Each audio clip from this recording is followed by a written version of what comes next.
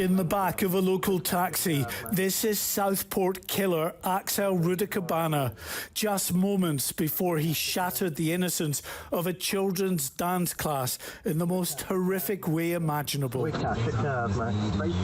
There would be no payment for the driver from this violence-obsessed teenager as he suddenly jumps out of the taxi, making his way towards the entrance of the Heart Space venue.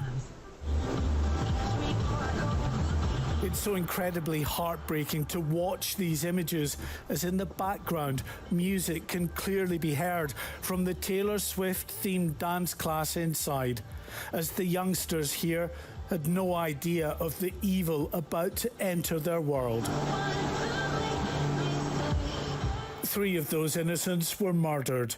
8 others and 2 adults injured in a sustained stabbing attack that left even the most experienced first responders completely traumatised. Yeah, the events that took place on the 29th of July last year were just truly horrific. I don't think there's any other way to describe it.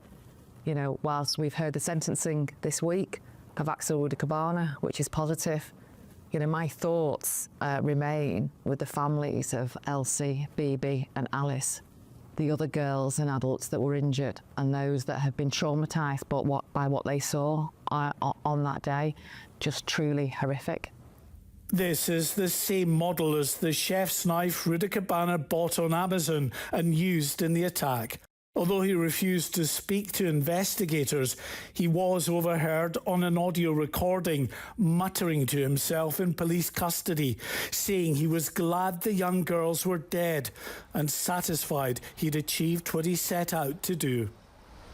Multiple failings by state agencies have only served to compound the grief and the anger of the bereaved families and the wider community. Aged just 13, this twisted and violent young man began taking knives to school. He admitted to doing this on 10 separate occasions. He openly bragged of his desire to carry out a school massacre.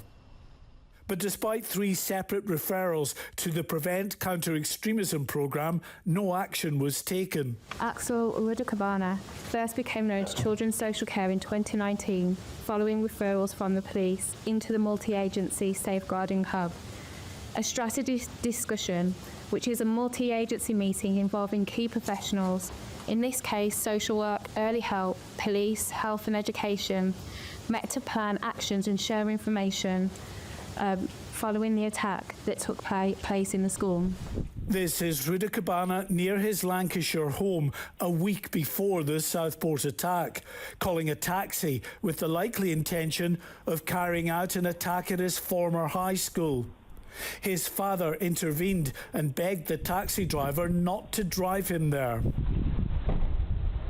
It's not known exactly what his family knew about his attack plans and whether any of them could face prosecution.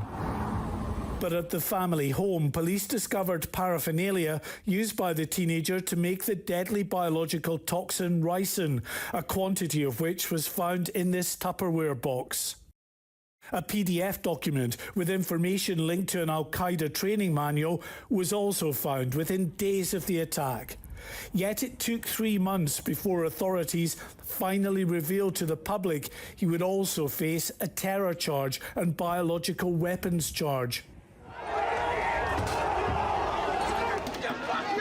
Those charges came months after the widespread disorder, fueled by anger and suspicion that the public were not being told key facts about the suspect.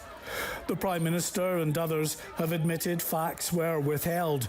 Police said they wanted to reveal more information to help counter public misinformation, but were prevented from doing so by the Crown Prosecution Service. The CPS said to do otherwise could have led to the collapse of the case. We felt that the risk of putting any detailed information, more than we put out already, could prejudice that fair trial, and given that our priority was to make sure that justice was done, that's where we made the decisions that we did. Axel Rudakubana is now firmly behind bars, having shown absolutely no remorse. Bereaved families will never fully recover, and public trust in the authorities to tell them the truth in future has been badly dented. Mark White, GB News, Merseyside.